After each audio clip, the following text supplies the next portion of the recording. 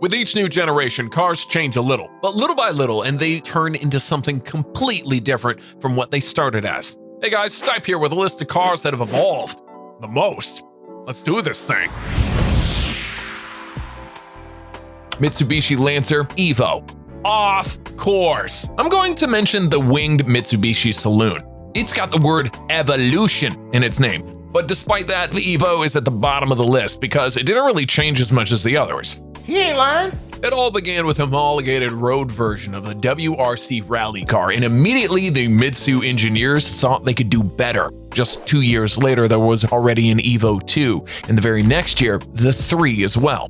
Things didn't slow down when the new base Lancer came out, and the same could be said for those rally versions too, as those finally managed to overthrow and then completely dominate the mighty Impreza. Suck on that, Subaru! As before, things could still get better, and the Lancer continued evolving with the new body again. Better aero, Sonic the Hedgehog haircut, computerized handling control, and the same old 4G 63T engine now being pushed to its absolute limits. All combined, and even a Lamborghini couldn't shake away what is essentially a family saloon. The biggest change, however, happened with the arrival of the Evo 10. For the first time ever, there was a new engine, and it had zero increase in power. That's a problem because the increased levels of refinement made the 10 considerably heavier. Sure, it was an all-around better car, more comfortable, more composed, more sound insulated, but at the same time, less raw, less exciting, and something that Evo fanatics could never get over. Slower than before. I'm disappointed because previous Evos are so good. Porsche 911. People like to say that a 911 is always the same, but if that's the case, then how did we come from this to that? Yes, the shape is largely unchanged and the flat 6 engine is still in the wrong place, but these two are as alike as, Arnold and DeVito. We're twins. That's right. And the same is true with the dangerously fast turbo models, aka the Widowmakers. The engine, which was the heaviest part of the car, was placed behind the rear wheels and acted as a swinging pendulum as soon as you lost traction. When that happens, don't even bother saying your prayers, because not even Jesus will want to take the wheel. No way, yeah. Although just as deadly as World War II, the Germans weren't giving up this time. They tinkered, optimized, and improved with each new generation. The flat 6s got increasingly more powerful and somehow less harmful to the environment too. If you drive this car through a really polluted city, the gas coming out of the exhaust pipes is less toxic than the air going into the engine. Porsche even pulled some unpopular moves like water instead of air cooling the engines, all-wheel drive, PDK dual clutch, and steer-by-wire. Everyone was skeptical, but the results always spoke for themselves. A 911 has turned from killing its drivers to killing pretty much every other car that dared to challenge it. The track version dominated the lap time boards, and the off-the-line acceleration of the Turbo S would leave even the Chiron in the dust. Love it or hate it, but you have to admit that the 911 has turned into something seriously impressive.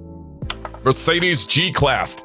Originally developed to be a military vehicle, the G-Wagon had gone a long way to become what it is today, an overpriced douchebag mobile. Here's how that happened. Seeing how the Range Rover was running away with all the money, Mercedes thought, hey, I want a piece of that pie too, and so the civilian G-Class was born. Thanks to its Army spec underpinnings, the OG was something of the ultimate farm or adventure vehicle. However, it wasn't very Mercedes-like when it came to the luxuries. Look at that interior. Ugh, looks like a Yugo.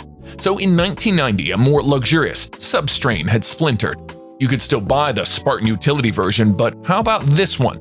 That one comes with leather, wood, airbags, ABS, and a mighty V8? There was even a supercharged AMG version which made you feel invincible. The money floodgates opened, and despite Mercedes' repeated efforts to replace it with the ML or the GLS, people continued asking for the old box on wheels. It was then that truly ridiculous versions started coming out, versions that tested the wallet's insanity of their buyers. There were the oversized squared models, the Maybach convertible limo thing, and hell, the standard AMG G63 and 65 were kind of insane too.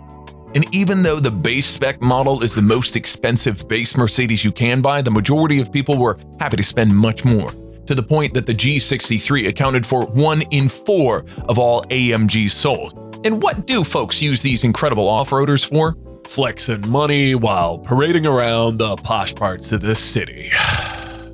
I don't want to live on this planet anymore. Mini. Because of the Middle Eastern politics in the 1950s, gas became very expensive in the UK, so the public was forced to buy small and frugal cars that were barely cars at all. I think I summed that up pretty well. Anyway, the answer to this crisis was one of the most ingenious cars ever made, the Mini. It was cheap, really small, and at the same time very practical thanks to its clever layout. The masses predictably loved it, but what no one could expect was that the rich folks were quite fond of it too. Mick Jagger, Paul McCartney, and Princess Margaret all had one. Who? But also car guys like Steve McQueen and Enzo Ferrari too. The appearance in the blockbuster movie just cemented its status of a cultural icon. Minis were created out of necessity, but were now being bought because of their cool factor. That's quite an evolution. Still, what happened in the new millennium was even more dramatic.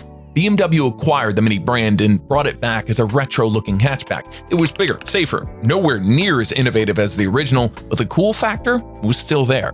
Also, it was something of a fashion accessory, so it wasn't some cheap car for the masses anymore.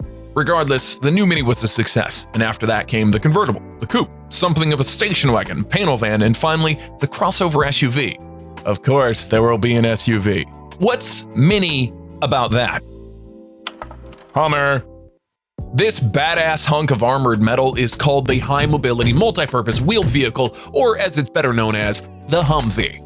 It's made for the US military, but when Arnold learned about it, he begged and lobbied and annoyed the bejesus out of everyone to make a civilian version too. Sell me the Humvee! Now! So they did. The now called Hummer shared much of the same parts with the Army model: engine, drivetrain, brakes, most of the body panels, as well as these hooks which allowed it to be airlifted to your nearest gym. Get to the chopper! Plus, it was pretty impressive off-roader too.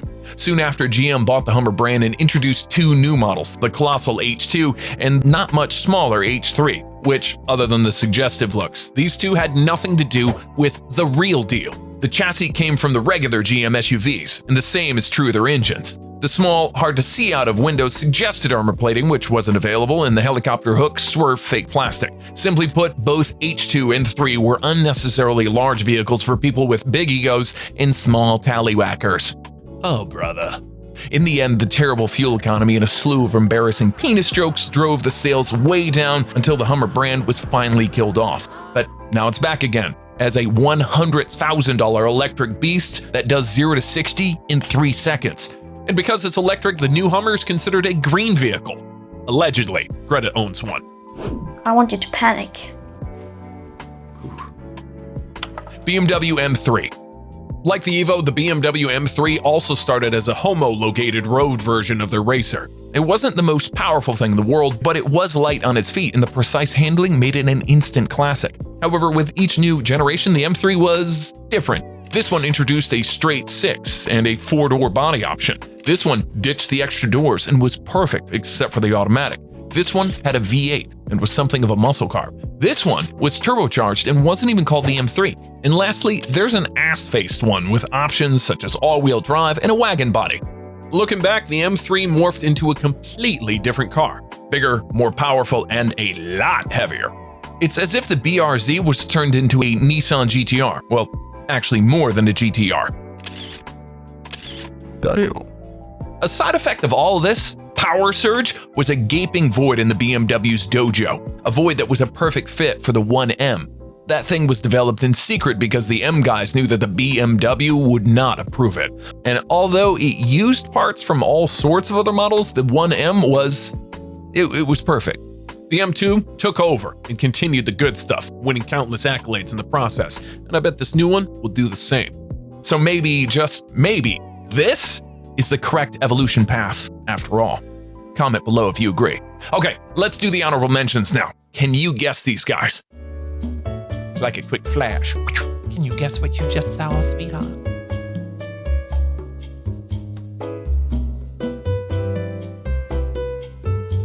And at number 1, Chevy Corvette. The first Corvette was meant to be this Euro-style sports car. Made in America, baby! But sadly, it ended up being more like those human toilets in Dubai. That's to say pretty, but shit. A 150 horsepower straight 6 mated to a 2-speed auto plus a terrible build quality resulted in sales so bad that Chevy seriously considered canceling the model. But not before they gave it one last try. By simply switching to a V8, the car was transformed into something of a sleek muscle car. Or was it just a hairy-chested but just a sports car still? Sure, it had that brute power, but it could also take corners. Rather well, we might say. And that's despite using a leaf spring at the rear. So, really makes you think. This multiple personality disorder followed the Corvette throughout its entire history. I'd say that the first three were definitely more muscle, while the later ones were sportier, and in their top trims, much more than just that. Remember when the ZR1 used full-blown supercars as its own Dubai toilets? Yeah, that happened, and at a fraction of the price. And now, here's the latest, 8th generation, which has morphed into a proper mid-engine supercar itself. Look at this. If you put a Ferrari badge on it, most plebs wouldn't even know that it's fake, even more so after they hear its roar. But the most notable change for the C8 has to be the leap in quality. It isn't some poorly built car like before. Now it's all nicely put together and out of materials that didn't even exist a few years back. Hell, there's even an all-wheel drive hybrid version. Amazing car, amazing value, amazing transformation. And that's all I have to say about this topic. Go watch something else now, and I'll see you in the next one. Cut! Fuck, man, I just started sweating doing this.